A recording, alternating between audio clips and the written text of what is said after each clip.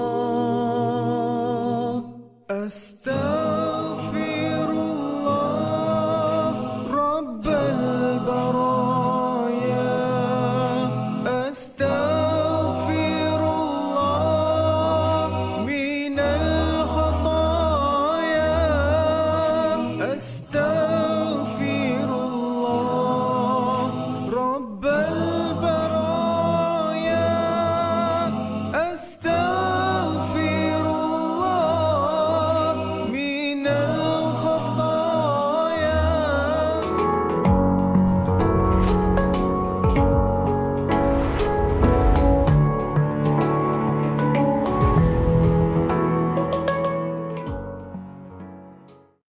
Kembali kita dalam majlis ayah pada hari ini. Ayah, pimpinlah daku. Satu perkataan, satu seruan, satu permintaan daripada anak, daripada pasangan yang hadir, yang ada di rumah. Sebenarnya bagi ayah yang berada di luar pada hari ini, ataupun mungkin ayah yang sudah pun hari ini berada di depan kaca TV, berehat, melihat. Sebenarnya seruan dan permintaan itu adalah satu permintaan yang real, sesuatu yang penting. Kerana apa? Kerana sudah tentunya anak kita, pasangan kita, keluarga kita ingin masuk ke syurga, memerlukan kepimpinan yang bagus daripada ayah yang menjadi ketua bagi sebuah keluarga.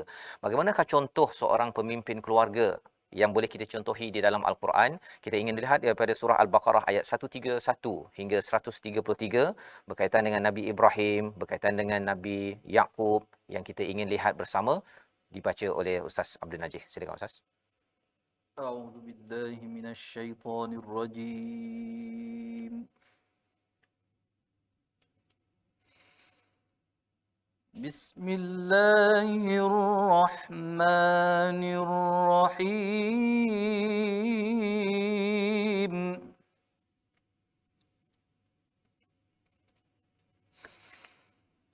إذ قال له ربه أسلم قال أسلمت لرب العالمين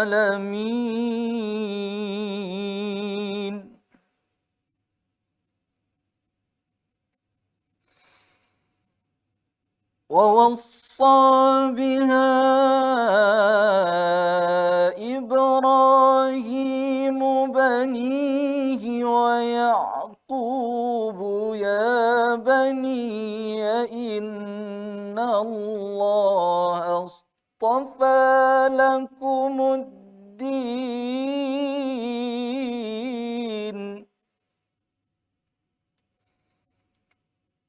فلا تموتن إلا وأنتم مسلمون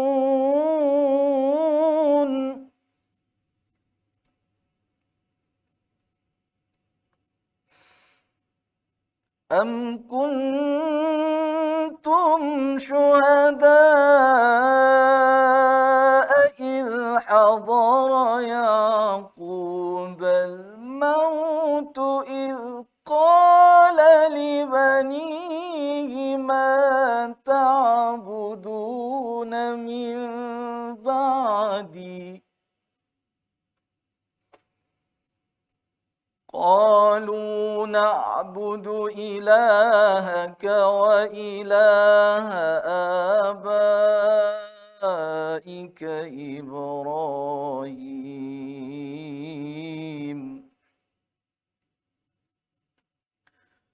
وإله آبائك إبراهيم وإسماعيل وإسحاق إلها واحدا ونحن له مسلمون صدق الله العظيم. Ingatlah ketika Tuhan berfirman kepadanya, iaitu Nabi Ibrahim, berserah dirilah. Dia menjawab, aku berserah diri kepada Tuhan seluruh alam. Dan Ibrahim mewasiatkan itu kepada anak-anaknya, demikian pula Yaqub, wahai anak-anakku, sesungguhnya Allah telah memilih agama ini untukmu, maka janganlah kamu mati kecuali dalam keadaan muslim. Adakah kamu menjadi saksi saat maut akan menjemput Yaqub ketika dia berkata kepada anak-anaknya, apa yang kamu sembah sepeninggalanku? Mereka menjawab, kami akan menyembah Tuhanmu dan Tuhan nenek moyangmu iaitu Ibrahim, Ismail dan Ishak, iaitu Tuhan yang Maha Esa dan kami hanya berserah diri kepadanya. 3 ayat ini adalah ayat yang memberi contoh kepada kita Ustaz ya, kepada ayah-ayah seperti saya, bahawa sebenarnya satu bab rezeki tadi itu kita nak tahu juga Ustaz, macam mana kalau ayah dah tersilap kan, nak buat apa dengan perkara tersebut. Dalam masa yang sama, dalam ayat ini ada cerita tentang tanggungjawab lain, bukan sekadar bagi makan je. Kalau bagi makan ni kalau kita tengok yang makhluk-makhluk lain pun bagi makan juga kan. Tapi beza dengan makhluk lain, yang makhluk lain tu mana dapat sapu ya, tetapi kita ni tengok dulu kalau ada yang tak kena, nak kena baiki. Jadi sebelum pergi kepada ayat ini, mungkin Ustaz boleh ceritakan sikit nak buat apa kalau katakan ada ayah yang tersilap tadi ya, tersilap dulu dengan apa kerja kat tempat scam. Scam orang je kerja ni kan, telefon. Saya pernah bercakap dengan scammer dekat dia. Dia cakap macam mana apa pengalaman dia, kata pasal dia buat scam ni dia nak menguji kepada masyarakat. Jangan mudah kena tipu. Dia pula nak menguji masyarakat. Pasal dia kata kalau orang betul-betul ada ilmu, dia tak pernah kena scam. Dia kata lepas tu saya cakap ini halal ke tak halal kan? Dia kata yang tu dia terdiam. Dia terdiam. Tapi nak ceritanya ialah dia pandai bercakap. Pandai bercakap, cuma mungkin dia dah sedar ya, mungkin hari ini dah sedar pada 10 hari terakhir Ramadan ini nak buat apa Ustaz dengan perkara tersebut. Sila. Di antara syarat taubat nasuha Ustaz dan semua para penonton yang saya kasih sekalian, ialah salih Nabi Muhammad, Imam Nawawi senaraikan. Ada 3 syarat taubat nasuha. Allah sebut ya ayyuhallazina amanu tubu ilallahi taubatan nasuha. Wahai orang beriman, bertaubatlah kamu dengan taubat nasuha. Kalau dengan Allah sebesar-besar mana pun cukup 3 benda ni, melainkan syirik pada Allah, Allah akan ampun dosa dia. Berhenti daripada maksiat tu, azam tak mau buat lagi dan menyesal dengan apa yang pernah dia buat. Tetapi bila ada bersangkut dengan urusan manusia yang lain, sama ada keaibannya, sama ada mal, hartanya, maka perlu kita kembalikan kepadanya. Perlu diminta ampun dan perlu untuk dikembalikan. Selagi itu tidak akan selesai masalah dia dengan urusan manusia tersebut. Dia kalau macam orang rasuah Ustaz kan. Rasuah ni dia berkait-kait kan. Dia kalau macam orang rasuah tu yang apa, stadium yang runtuh ceiling tu kan. Dah lah runtuh ceiling kan. Kalau dekat tempat-tempat tertentu tu jalan raya tu sepatutnya 6 inci ke, dia jadi 4 inci saja. Dah ke mana dah duit tu pergi. Betul. Kan? Dia nak buat apa? Nak minta maaf kat siapa? Siapa no, masya-Allah. Itulah Ustaz Ismat. Perbetulkan kembali setakat mana yang dia mampu. Kalau ada urusan dengan manusia yang lain yang perlu dia, yang boleh dikenal, pasti selesaikan kembali dengan orang tu, pulangkan kembali hak-hak mereka.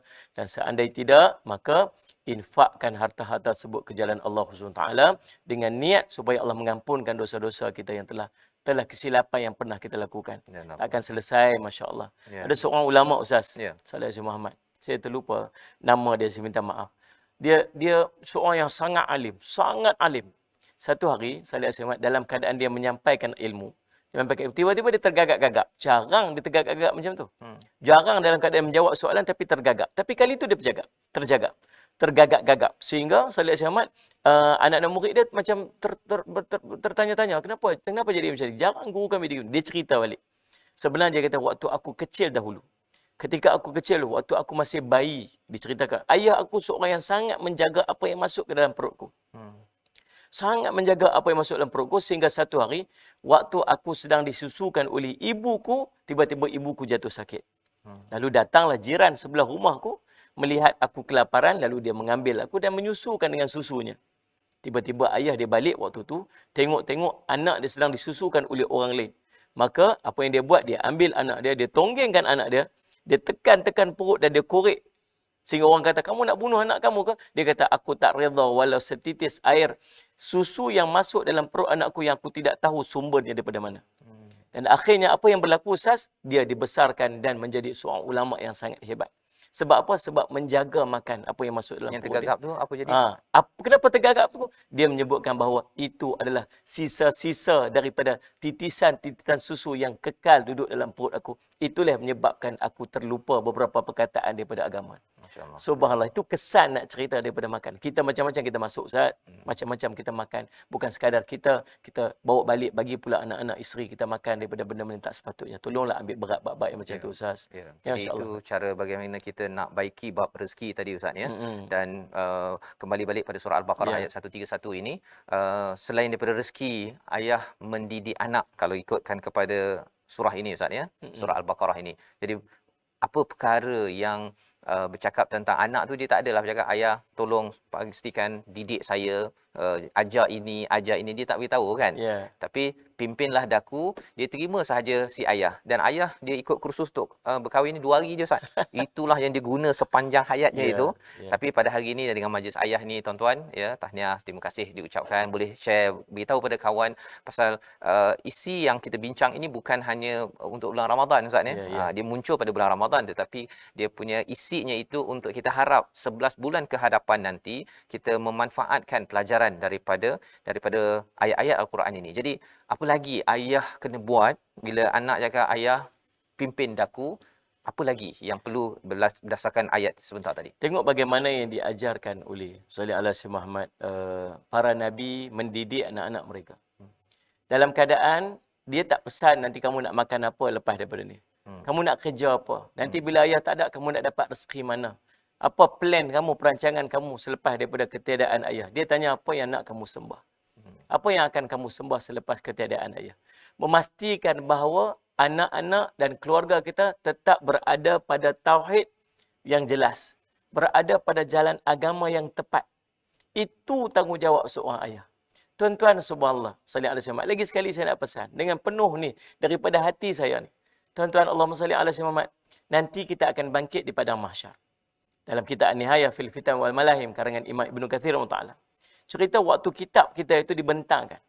Nah, Allah cerita dalam Quran, wa wudi'al kitab fataral mujrimina mushfiqina mimma fi wa yaqulu ya wailatana ma li hadzal kitab la yughadiru saghiratan wala kabiratan illa ahsaha. Al-Kahfi 49. Cerita tentang kitab dibentangkan di depan kita, tak ada yang kecil, tak ada yang besar, melainkan semua tercatat. Selepas kita selesai pembentangan kitab dan dihisab kita semua, malaikat angkat kitab kita. Dia kata kitab ini milik si fulan ni. Siapa yang nak tuntut dekat dia? Siapa yang nak tuntut? Lalu diceritakan dalam kitab tersebut, berkelompok-kelompok manusia akan bangun untuk menuntut dekat dia. Tuntut ni sekecil-kecil benda. Ya Allah, dia tak senyum dekat aku waktu aku senyum dekat dia. Sekecil-kecil benda, kata Ibnu Abbas. Walaupun hatta senyum saja, orang tuntut. Yang antara yang terawal yang akan menuntut kita nanti di akhirat ialah anak-anak dan isteri kita, Ustaz. Dia akan berdiri di hadapan Allah. Ya Allah, ini suami aku ini. Dulu waktu hidup dekat dunia, dia sibuk dengan urusan dia. Sehingga membiarkan kami duduk dalam kejahilan agama. Kami tak menutup aurat dengan sempurna. Kami tak dapat buat ibadat dengan sempurna. Kami kena masuk neraka hari ini disebabkan oleh dia. Kalaulah saya seorang isteri dapat masuk neraka pada hari ini, orang yang paling layak untuk masuk neraka ialah suami saya. Datang pula anak-anak dia, subhanallah, ya Allah, ni ayah kami. Ayah kami waktu hidup di dunia dulu dia sibuk dengan urusan dia. Kadang-kadang ayah kami pergi mengaji, belajar agama, bawa kelik kitab kiri dan kanan untuk menuntut ilmu, tapi dia biarkan kami dalam kejahilan. Dia biarkan kami dalam hiburan. Dia biarkan kami tidak faham apa asal urusan dalam agama. Kami jahil, kami tak reti solat. Kami tak dapat tutup aurat dengan sempurna. Ya Allah, inilah punca lelaki, inilah puncanya. Ingat, pada kita sebut masing-masing tuntut menuntut, dan mungkin pada disebut segala pahala-pahala ayah-ayah itu akan diserahkan kepada anak-anak dia. Dan habis pahalanya dosa-dosa anak-anak isteri pula yang diberikan kepada bapaknya. Dan jadilah dia muflis di akhirat sebab tidak menunaikan tanggungjawab. Ingat kita sebut, Allah tak tanya periksa dapat berapa, Allah tak tanya anak kamu ni peringkat apa penggajian dia. Allah nanti tanya apa kamu ajar ataupun tidak anak kamu dalam urusan agama dia. Tu, tolong ambil berat sikit bab-bab yang macam tu lah Ustaz. InsyaAllah mudah-mudahan ini manfaat. Wallahu a'lam. Terima kasih ucapkan ya, sebagai satu amanah Ustaz ya, berat sebagai ayah ni ya, dia ringan sikit tu waktu aku terima nikahnya tu kan. Nampak macam ringan, tetapi kita tahu bahawa istilah mithaq yang digunakan di dalam Al-Quran itu adalah perjanjian berat Ustaz ya. Dan sampai di akhirat itu ialah bila Ustaz cakap tadi tuntut menuntut tu kan, dan perkara ini adalah sesuatu yang Allah beritahu jelas-jelas ya dalam Al-Quran bila kawan-kawan, saudara-saudara semuanya bermusuh antara satu sama lain kan, kecuali orang bertakwa.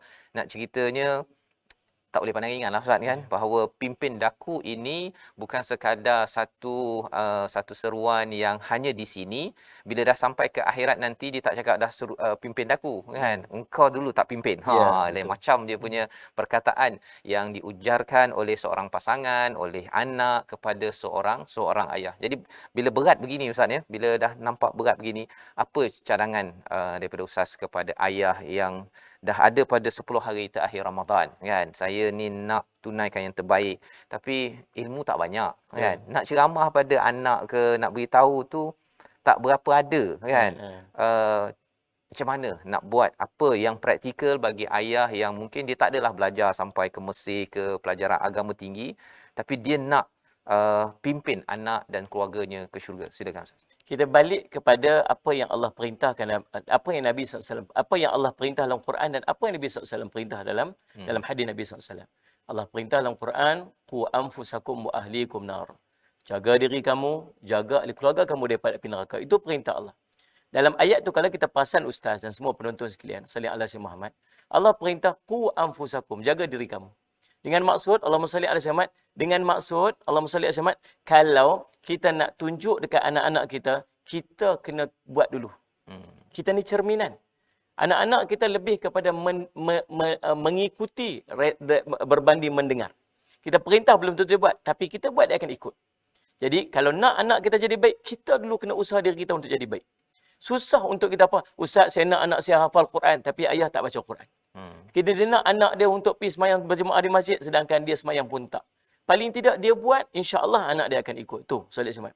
Yang keduanya, apa yang Nabi SAW pesan? Nabi pesan, Allahumma salli Muhammad, ajar, perintahkan anak-anak kamu, salih ala Muhammad, muru auladakum bis salati, wahum abna'u sab'in sinin. Perintah anak kamu untuk solat pada usianya 7 tahun. 7 tahun ini waktu belum balik lagi. Balik nanti mungkin 11-12 tahun. Tetapi waktu 7 tahun ni dah perintah dah. Kalau ulama sebut, kalau perintah untuk solat, maksud semua perkara yang haram dan halal itu telah diperintahkan ataupun telah diajarkan kepada anak dia. Supaya nanti bila dia masuk saja alam balik, dia telah faham apa tanggungjawab dia, apa yang dia kena buat dan apa yang boleh dan tak boleh. Kalau dah masuk umur 12 baru nak suruh, dia dah tak boleh dah, dia dah immune. Dia dah selesa dengan tak tahu pakai tudung. Dia dah biasa dengan skirt pendek, dia dah biasa dengan seluar pendek dia. Maka baru nak ubah tak boleh, dia kena ajar daripada awal.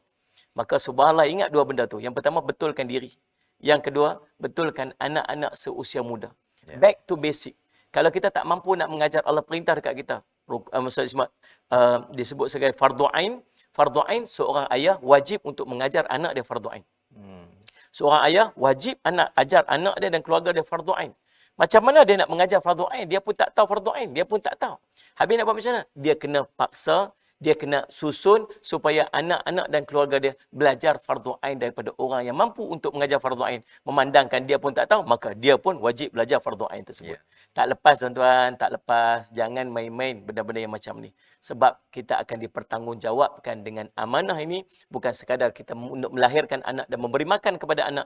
Kita juga bertanggungjawab untuk feed anak, untuk berikan kepada anak-anak kita ilmu agama yang wajib untuk dia pelajari. Dan akan dipersoalkan. Wallahu'alam. Terima kasih ucapkan pada Ustaz Jafri ya, sebagai nasihat penting untuk kita respon kepada anak yang menyatakan sama ada secara langsung tak langsung Ustaznya, ayah pimpin daku, dan rupa-rupanya bukan sekadar pimpin bagi makan sahaja McDonald okey, tetapi rupa-rupanya lihat makanan itu halal ataupun tidak, dan lebih daripada itu apakah ilmu agama untuk menyiapkan tauhid dalam diri anak, sehingga kan nanti kita yakin insya-Allah moga-moga kita tidak dituntut, tidak didakwa di hadapan Allah oleh ahli keluarga kita kerana sibuk pada satu perkara, padahal pada perkara yang lain kita abaikan kerana kita sudah outsource Ustaznya.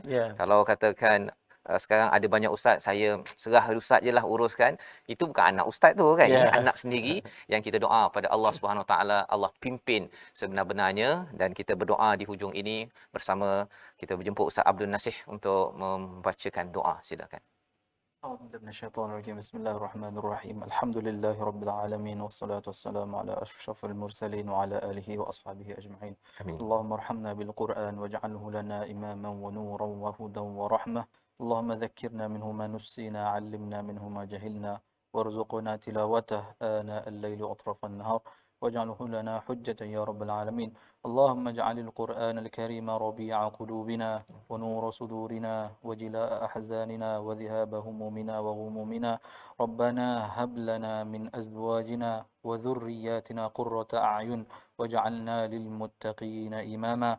ربنا آتنا في الدنيا حسنة وفي الآخرة حسنة وقنا عذاب النار. وصلى الله على سيدنا محمد وعلى آله وصحبه وبارك وسلم والحمد لله رب العالمين. Amin ya rabbal alamin. Terima kasih diucapkan pada Fadil Ustaz Abdul Najih Marwan dan juga Ustaz Jafri Mahmud. Terima kasih Ustaz Sama-sama. bersama pada hari ini mencerahkan tentang satu jeritan permintaan batin daripada anak dan pasangan dalam keluarga kita. Ayah pimpinlah daku, yang kita dapat jawab tak dinyatakan secara langsung pun kita jawab juga sebelum tak boleh jawab bila sampai di hadapan Allah. Inilah kesedaran kita membina ayah-ayah dalam tabung gerakan Al-Quran, satu kempen untuk kita sama-sama membina satu ekosistem di mana ayah-ayah bukan lagi sekadar menjawab apa yang anak minta makan sahaja, tetapi apa yang anak tak cakap minta pun kita tahu kerana kita membaca daripada Al-Quran, kita dapat nilainya dan kita amalkan, terutama pada bulan Ramadan, bulan Quran diturunkan ini. Kita ingin bawa perkara ini keluar daripada bulan ini untuk memimpin keluarga kita. Jadi insya-Allah kita akan bertemu lagi pada sesi akan datang untuk sama-sama kita melihat ayat yang seterusnya daripada surah Al-Mulk, ayat yang ke-23 sehingga hujung, yang kita harapkan dengan program ini tuan-tuan dapat satu dua manfaat, cahaya daripada Al-Quran untuk terus menjadi pemimpin keluarga masuk syurga sekeluarga.